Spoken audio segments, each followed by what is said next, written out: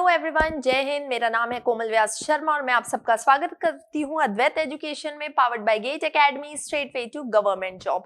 तो पिछले लेक्चर में हमने देखा था कि किस तरह से यहाँ पे कंपनी रूल थी, किस तरह से ब्रिटिशर्स आए एज ट्रेडर्स, उन्होंने यहाँ पे अपना साम्राज्य को स्थापित करना स्टार्ट कर दिया और इसके बाद में कैसे जो ब्रिटिश पार्लियामेंट थी वो धीरे धीरे अपने अधिकार को यहाँ पे बढ़ाना चालू कर दी डिफरेंट लॉज लाके। तो हमने बहुत सारे लॉ देखे थे जो कि थे हमारे कंपनी रूल के अंदर में। आज जो हम देखेंगे क्राउन रूल। ये कंपनी से क्राउन रूल हुआ कैसे, बिकॉज बहुत सारी प्रॉब्लम्स थी हमारे कंपनी रूल के अंदर में, बहुत करप्शन हो रहा था, जो स्थिति थी इंडिया की वो और ज्यादा वर्स्ट से वर्स्ट होते जा रही थी। And that is the reason कि ब्रिटिशर्स ने सोचा कि यार हम तो ब्रिटिश को भी इतना कंट्रोल कर रहे हैं, यहाँ तो इतनी प्रॉब्लम नहीं हो रही, तो व्हाट इज द रीजन कि इंडिया में इतना प्रॉब्लम हो रहा है। और फर्स्ट इंडियन स्ट्रगल जो था हमारा, फर्स्ट वॉर ऑफ इंडिपेंडेंस, वो तक हो गया और ये बहुत ही खतरनाक था। वो मतलब इतना कि हो सकता है कि अगर उस टाइम पर कुछ लोगों ने अगर अंग्रेजों का साथ नहीं दिया होता तो शायद हम उसी दिन इंडिपेंडेंट हो गए होते, उसी टाइम पर इंडिपेंडेंट हो गए होते। लेकिन चलो उस टाइम पे नहीं हो सका तो कोई प्रॉब्लम नहीं, लेकिन वो जो 100 साल आगे कैसे झेला हमने उन अंग्रेजों को वो आज हम देखेंगे। तो चलिए स्टार्ट करते हैं। लेकिन इससे पहले बहुत ज्यादा आपके अंदर उत्साह भरने के लिए मैं 2 लाइन आप लोगों से कहना चाहूंगी। सोचने से कहाँ मिलते हैं तमन्नाओं के शहर, सोचने से कहाँ मिलते हैं तमन्नाओं के शहर, चलना भी जरूरी है मंजिल को पाने के लिए। तो सोचिए मत, घर में ऐसे ही बैठे मत रहिए, पढ़ाई कीजिए, मेहनत कीजिए और आपको आपकी मंजिल जरूर मिलेगी। तो चलिए स्टार्ट करते हैं। तो जो हमारा ये क्राउन रूल आया, तो क्राउन रूल का जो एक्ट था वो एक्ट था हमारा government of India act of 1858, जिसको हिंदी में कहते हैं भारत सरकार अधिनियम 1858 को।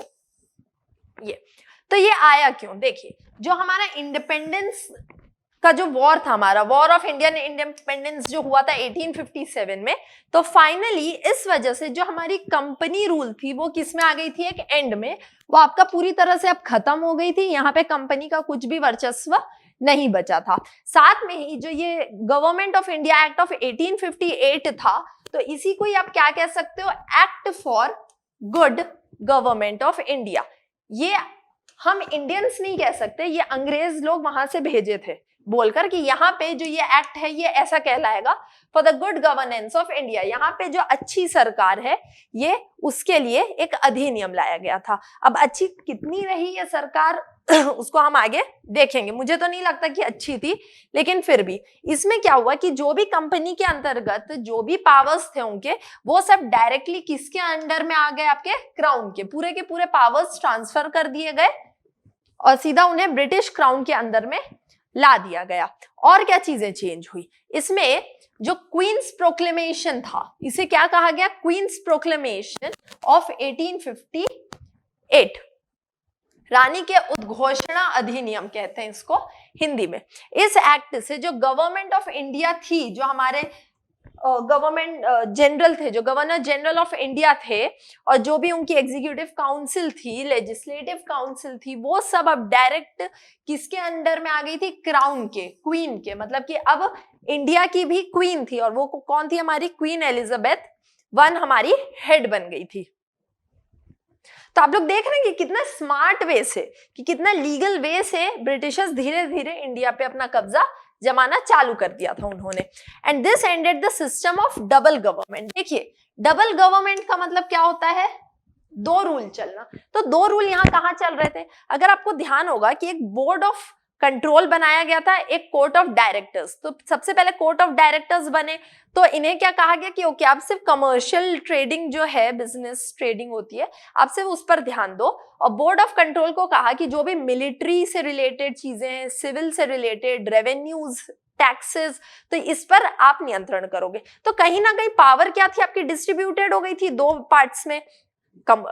ऑब्वियसली दोनों में करप्शन चल रहा था, लेकिन अपने अपने तरीके से। तो इन्होंने कहा कि यार ये काफी कंफ्यूजिंग है, तो इस कंफ्यूजन को हटाने के लिए इन्होंने ये किया कि बोर्ड ऑफ कंट्रोल और कोर्ट ऑफ डायरेक्टर्स को पूरी तरह से हटा दिया। इन्होंने कहा कि यार इसको पूरी तरह से एबॉलिश कर देते हैं, कोई मतलब नहीं है इस डबल गवर्नमेंट का, दोनों ही करप्शन कर रहे हैं, कुछ काम वाम तो करते हैं नहीं ये लोग। और साथ में इन्होंने जो गवर्नर जनरल ऑफ इंडिया की जो पोस्ट थी हमारी, यहाँ पे जो गवर्नर जनरल ऑफ इंडिया थे, तो इनका नाम बदल के क्या कर दिया, सीधा वाइसरॉय कर दिया। अब वाइसरॉय जो थे, ही इज द मेन,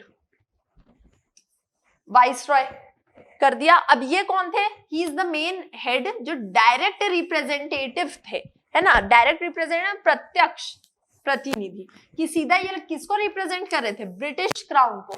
मतलब डायरेक्टली अब वाइसरॉय किसके अंडर में था, क्राउन के। कुछ भी प्रॉब्लम रहेगी, वाइसरॉय कुछ भी करेगा तो सीधा क्राउन से ही उसकी बातचीत होगी, मतलब सीधा इंडियन पार्लियामेंट है ना, क्राउन वहां पे। तो ये डायरेक्ट रिप्रेजेंटेटिव उसी को ही बना दिया गया वाइसरॉय को। तो वाइसरॉय नाम कब बदला गया, गवर्नर जनरल ऑफ इंडिया से लेके वाइसरॉय, ये हुआ आपका एक्ट ऑफ 1858, जो government of India act of 1858। इस चीज को आपको याद रखना है। इसके अलावा देखो, फर्स्ट वाइसरॉय ऑफ इंडिया, अब आपको तीनों चीजें पता चल गई होंगी। जो first governor general of Bengal बने थे, Warren Hasting, then governor general of India बने थे लॉर्ड विलियम बेंटिक, और उसके बाद में जो फर्स्ट वाइसरॉय बने इंडिया के, वो कौन थे, लॉर्ड कैनिंग, लॉर्ड कैनिंग। तो ये बन गए वाइसरॉय। अब ये वाइसरॉय क्या हो गए, ये तो आपके एक हेड हो गए, कहाँ के, इंडिया के। अब एक चीज बताओ, इंडिया इतना बड़ा है, ठीक, पूरी पावर को सेंट्रलाइज कर दिया गया कि एक वाइसरॉय के पास ही सारी पावर्स होगी। अब वो अकेला ये सबको कंट्रोल करेगा कैसे, और हर एक बात को क्या वो ऊपर क्राउन तक पहुंचा सकता है, नहीं। तो इसलिए इस प्रॉब्लम को सॉल्व करने के लिए ब्रिटिश पार्लियामेंट में बनाया गया एक post, that is secretary of state for India. एक नया ऑफिस बनाया गया जिसका नाम था secretary of state for India, ये बनाया गया। अब ये जो काउंसिल थी सेक्रेटरी ऑफ स्टेट की, तो ये एक पर्सन हो गया, ठीक। अब ये भी तो अकेले कुछ काम नहीं कर सकता ना, तो इसके अंडर में 15 मेंबर्स की एक एडवाइजरी बॉडी बनाई गई। ओके, किसके, 15 मेंबर्स की एक एडवाइजरी बॉडी, जो कि एडवाइस करेगी किसको, इस सेक्रेटरी को एडवाइस करेगी अगर ये कुछ पूछता है तो। अब कैसे है सिस्टम, देखो, सबसे नीचे है वाइसरॉय। वाइसरॉय इंडिया की पूरी कहानी किसको सुनाएंगे आके, सेक्रेटरी ऑफ स्टेट को, सेक्रेटरी ऑफ स्टेट। और फिर ये सेक्रेटरी ऑफ स्टेट अपनी बात किसको कहेंगे, क्राउन को। तो ये इस तरह से आपका हायरार्की चल रहा था। ये चीज अब पूरी तरह से ईस्ट इंडिया कंपनी तो हट गई, सब चीज हट गया। अब डायरेक्टली पूरा कंट्रोल वाइसरॉय के पास में, फिर सेक्रेटरी ऑफ स्टेट जो है वहां पे बातें जाएंगी, और फिर क्राउन में। सेक्रेटरी ऑफ स्टेट को एडवाइस करने के लिए हमने एक 15 मेंबर की कमेटी भी बनाई, जो कि इसको क्या करेगा, सपोर्ट करेगा इसके काम पे, ऐसे। तो इस तरह से पूरा एडमिनिस्ट्रेशन चालू हो गया, किसका, ब्रिटिशर्स का ओवर इंडिया। अब ये सब तो चल रहा था, आपने एक सेक्रेटरी बना दिया, आपने वाइसरॉय बना दिया, मेंबर्स बने, लेकिन कहीं भी इंडियंस का नाम नहीं था। या आप इंडिया को रूल कर रहे हो तो इंडियंस को तो रखो। आपने सिर्फ लेजिस्लेटिव काउंसिल में आपने 6 मेंबर्स डाल दिए, जिसमें से 4 इंडियंस थे, उससे तो काम नहीं बनेगा, क्योंकि मेन पावर्स तो आपने वाइसरॉय को ही देकर रखा है। तो उसके नीचे की जो काउंसिल्स है, तो उनके पास कुछ खास काम तो है नहीं, तब वो लोग कैसे करेंगे। तो इसलिए लोगों ने कहा कि चलिए काम करते हैं, हम इंडियन काउंसिल एक्ट्स लेकर आते हैं और इंडियंस को और ज्यादा रिप्रेजेंटेशन देते हैं हमारे किसमें, एडमिनिस्ट्रेशन में, कि ये जो एडमिनिस्टर हम करने वाले हैं इंडिया को, तो इसमें हम इंडियंस भी पार्टिसिपेट करेंगे। तब इन्होंने बहुत सारे सिस्टम लाए। सबसे पहले इन्होंने क्या किया, लाया इंडियन काउंसिल्स एक्ट ऑफ 1861। बहुत इंपॉर्टेंट एक्ट है ये, तीनों इंडियन काउंसिल एक्ट काफी इंपॉर्टेंट है, पूछे जाते हैं, इनसे रिलेटेड चीजें पूछी जाती है, छोटी छोटी चीजें जिनको आपको याद रखना है। जैसे कि सबसे पहले it reverse the centralising tendency. Centralising tendency जो थी, जो फर्स्ट रेगुलेटिंग एक्ट से जो सेंट्रलाइजेशन चालू हुआ था, कि बंगाल गवर्नर आपका हेड था, उसके नीचे में आप मद्रास और बॉम्बे के गवर्नर्स को रखे थे, इनकी पावर्स को आपने क्या कर दिया था, सबस्यूम कर दिया था, किसमें, बंगाल की तरफ में। तो जो ये सब प्रॉब्लम्स जो चल रही थी, तो ये क्या था आपका, सेंट्रलाइजेशन। अब जब क्राउन रूल आया तो इसने कहा कि ओके, हम क्या करते हैं, पावर्स को वापस से डिस्ट्रीब्यूट करना चालू करते हैं। ठीक, तो इन्होंने क्या किया, जो भी लेजिस्लेटिव पावर इन्होंने ले ली थी। अब आपको मुझे कमेंट सेक्शन में बताना है कि लेजिस्लेटिव पावर बॉम्बे और मद्रास की कब छीन ली गई थी, ये आप मुझे कमेंट सेक्शन में बताओगे। तो लेजिस्लेटिव पावर्स को जो छीन लिया गया था उसे वापस से रिस्टोर किया गया। रिस्टोर कब किया, इंडियन काउंसिल एक्ट ऑफ 1861 के तहत इन्होंने रिस्टोर किया लेजिस्लेटिव पावर्स, हिंदी में कहते हैं कार्यपालिका शक्तियां जो थी, जो कि होती है लॉ बनाने की जो शक्ति होती है, वो इन्हें वापस कर दी गई। साथ में इन्होंने क्या किया, एक पोर्टफोलियो सिस्टम एस्टैब्लिश किया। अब देखो इस चीज को ना पहले तो ऐसे समझो, जो यहाँ हमारे वाइसरॉय थे ना, इनके पास में दो तरह के शक्तियां थी। क्या क्या था, एक था इनके पास में एग्जीक्यूटिव पावर्स थे। एग्जीक्यूटिव मतलब क्या हो गया आपका, कार्यपालिका।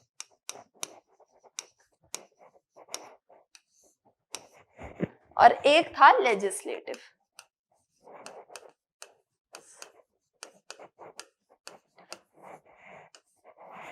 जिसको कहेंगे विधायिका।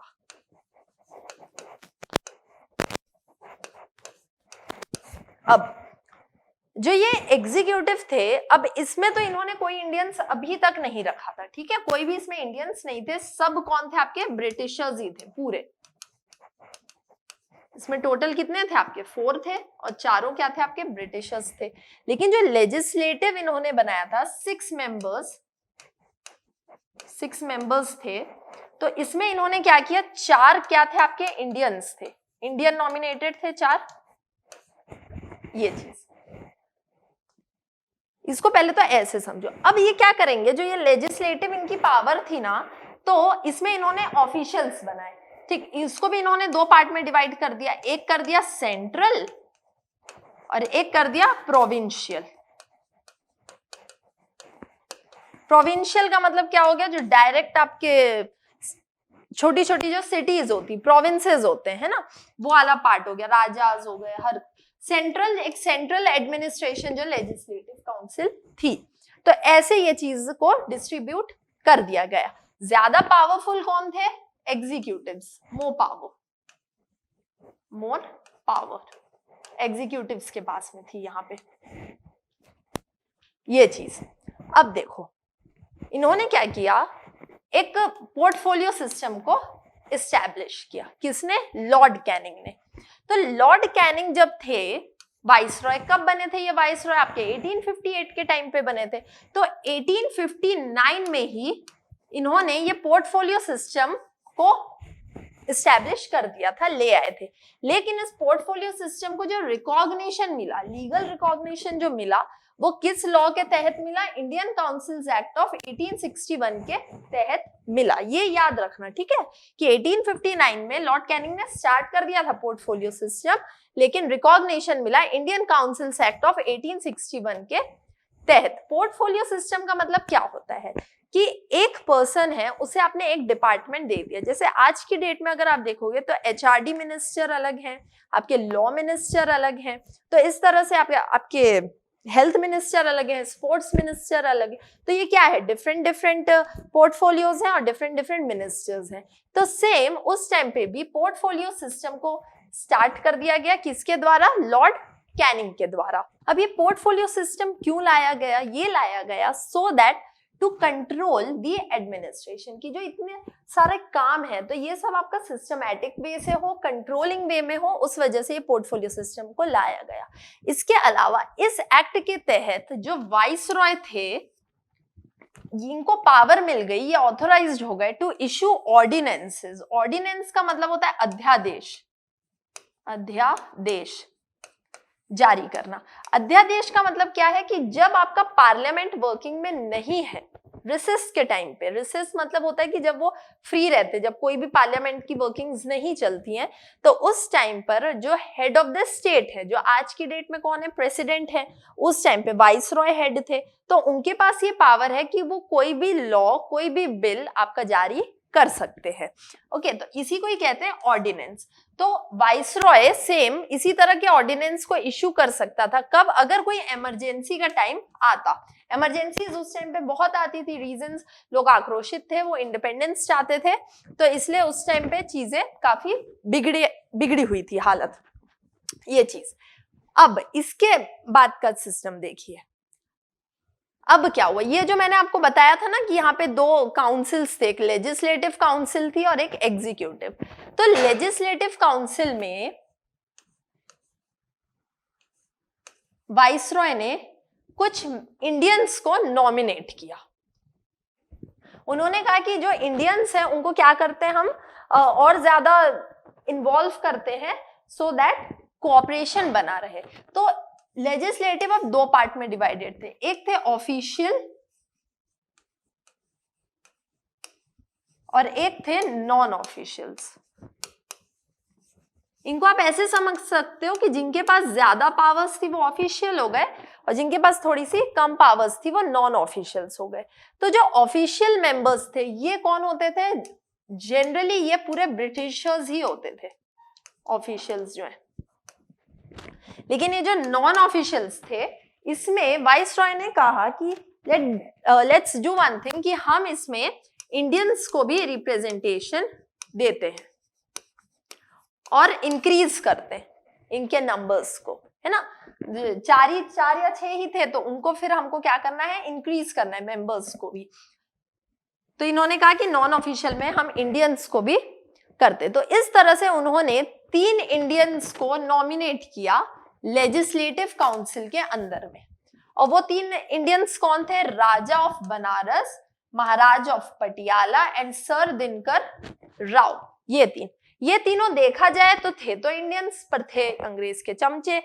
तो कुछ खास फर्क पड़ा नहीं, क्योंकि नॉमिनेट कौन किया इन्हें, वाइसरॉय नहीं किया नॉमिनेट, तो ऑब्वियसली वो अपने ही आदमियों को बैठाएगा, कोई अलग से तो बहुत ज्यादा एहसान करेगा नहीं हमारे ऊपर में।